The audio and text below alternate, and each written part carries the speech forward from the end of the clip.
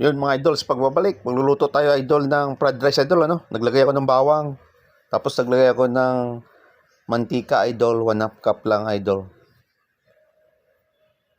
Tapos maglalagay tayo ng sibuyas idol. 3 piraso yun idol, ni chop ko idol, ano? White onion. So tayo natin idol yan hanggang okay na, tapos maglalagay tayo ng vinegar idol, ano? 3/4 cup idol. Tapos 1 cup na soy sauce idol.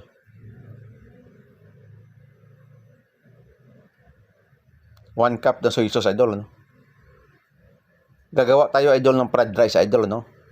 Tapos maglalagay tayo dyan ng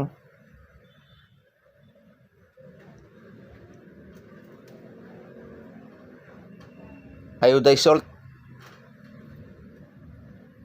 1 teaspoon, saka 2 tablespoon na white na sugar. Mix natin yung idol, ano, hanggang sa makuha natin yung lasa niya. Tapos maghulog tayo ng kanin na 35 cups or isang food pan idol, ano. Alam nyo na kung anong fried rice ang gagawin natin idol, doon ko nalagay sa taas idol. Pakuloy natin idol, ano, para i-reduce natin yung asim ng suka natin. Meron ako dyan idol na onion leeks, 3 tangkay ni chop ko idol. Tapos meron tayo dyang baboy, ano, crackling pork idol na 1/4 kilo idol. Luto na siya. Tinikman ko yung lasa idol, kung may additional ba tayo, wala. Okay na siya idol, ano. Pababain lang natin idol yung ano ng suka, tapos hulog natin yung kanin. Ganun lang tayo kasimple idol, ano. Mas maganda idol kung meron kayong adobong manok, ano. Yung sabaw nun, doon yung po gagawin idol, gawin yung fried rice, ano. Alam niyo na kung anong fried rice ang gagawin ko idol. Mix natin idol lang, makuha natin yung texture niya, yung mamix siya lahat, ano, sa fried rice natin, sa kanin natin. Shout out sa inyo idol, sa mga marating video ko. Please comment sa comment section idol. At maraming salamat. Tapusin nyo idol yung panonood ng mga videos ko idol, ano. Abangan nyo pa yung mga gagawin ko idol. Yun.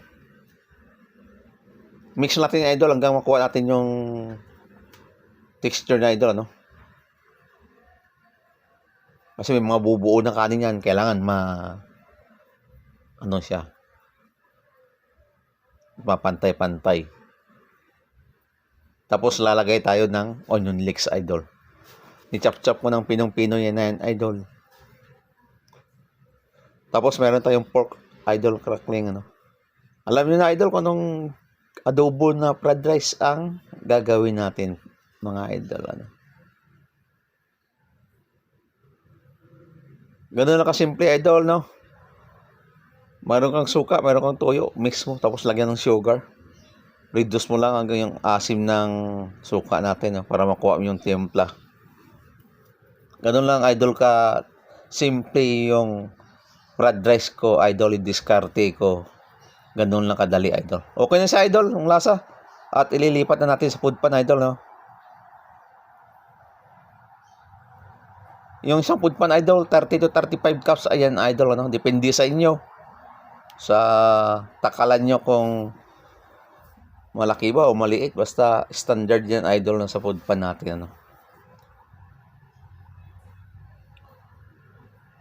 Sa hindi pa nakapalo idol, subscribe, like, share, comment, support idol. At maraming salamat sa inyo idol sa pagtangkilik at walang sawang panonood ng mga video ko idol. Abangan nyo pa ang mga gagawin ko idol. Yun lang mga idol, at magandang araw sa ating lahat.